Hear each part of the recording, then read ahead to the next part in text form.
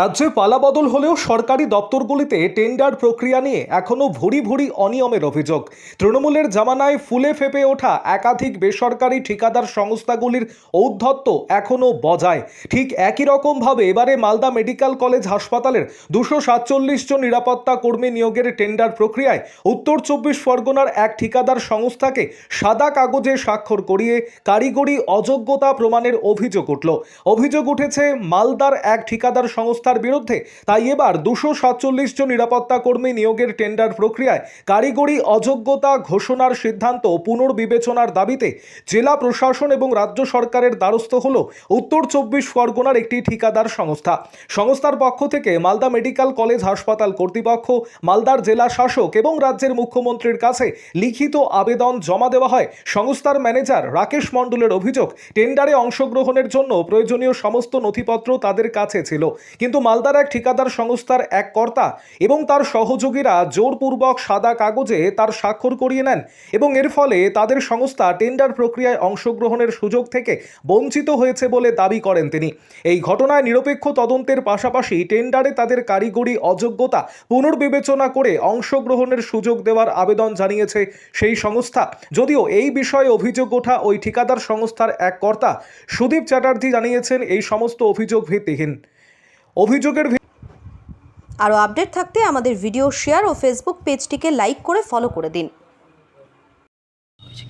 আমি তো MSBP principal না, আমার তো কোনো ক্ষমতাই নাই সাদা কাগজে ওনাকে দিয়ে সই করার। এটা তো টেন্ডারিং কমিটি বলতে পারবে। টেন্ডারিং কমিটির কাছে ডিটেল সব কিছু আছে, আপনারা নিজেরা গিয়ে খোঁজ করলেই জানতে পারবেন। তাহলে ওর গায়ে কেউ স্পর্শ করেনি, যেটা অভিযোগ যেটা বলছেন সর্বৈব মিথ্যে কথা বলছেন। একটা ফালতু অভিযোগ আমার নামে জানাচ্ছেন। উনি যখন বেরিয়েছেন তখন আমি ঘরের ভিতরেই ছিলাম। তাহলে এই অভিযোগের পরিপ্রেক্ষিতে আপনার স্টেপ কি থাকবে? আমার তো স্টেপ কিছু নেওয়ার নেই, ডিপার্টমেন্ট যার নামান নেবে। ডিপার্টমেন্টকে কি বলেছেন এই ধরনের?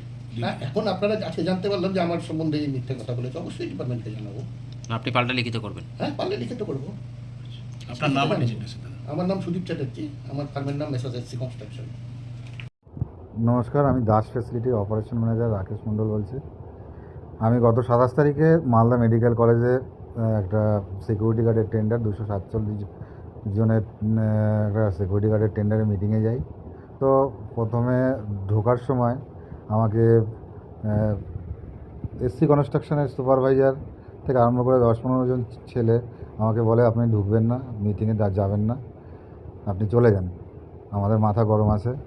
আমি তারপরে বললাম যে আমার কাজ আমি করতে এসেছি, আমার মালিক আমাকে পাঠিয়েছে, প্রোপাইটার স্যার আমাকে পাঠিয়েছে, আমি যাব।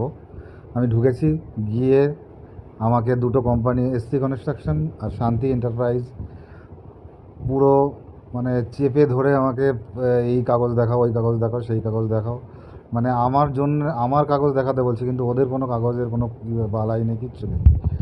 আর এতে সব স্যারেরা বসে বসে এটাই দেখছিল, আমার কাগজই সব সময় ভেরিফিকেশন করে গেছে। তারপরে আমাকে বললো, একটা লিখিত নিল, মানে লিখিততে বললো এটা সই করে তুমি চলে যাও। তারপরে চলে আসলাম। চলে আসার পরে ওদের মিটিং হলো, জানি না তারপরে কি হলো। আমাকে প্রচণ্ড প্রেশার ক্রিয়েট করা হয়েছে এখানে, প্রচণ্ড। আমার মানে সবাই মিলে আমার উপর, আমার কিভাবে আমার টেন্ডারটা বাতিল হবে সেই জন্য প্রতি কথায় এসসি কনস্ট্রাকশন যে মালিক, প্রতি কথায় আমাকে বলছে দাসকে রাখা যাবে না, দাসকে বাদ দিয়ে দিতে হবে। প্রতি কথায় এই কথাটা আমি বলেছে। আর শান্তি এন্টারপ্রাইজ তাতে পুরোপুরি সাপোর্ট, পুরোপুরি শান্তি এন্টারপ্রাইজ আর এসসি কনস্ট্রাকশন এই দুইজনই আমাকে প্রেশার ক্রিয়েট করেছে সবচেয়ে বেশি। এতে